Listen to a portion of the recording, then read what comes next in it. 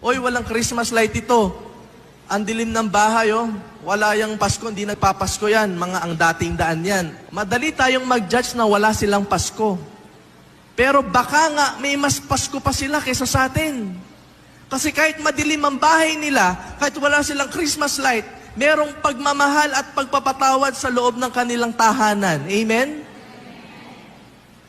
Kahit gaano kaliwanag ang buong bahay nyo, punong-puno ng Christmas lights, kung ang loob ng tahanan, puro pag-aaway, puro alitan, walang Pasko ang mangyayari sa inyo.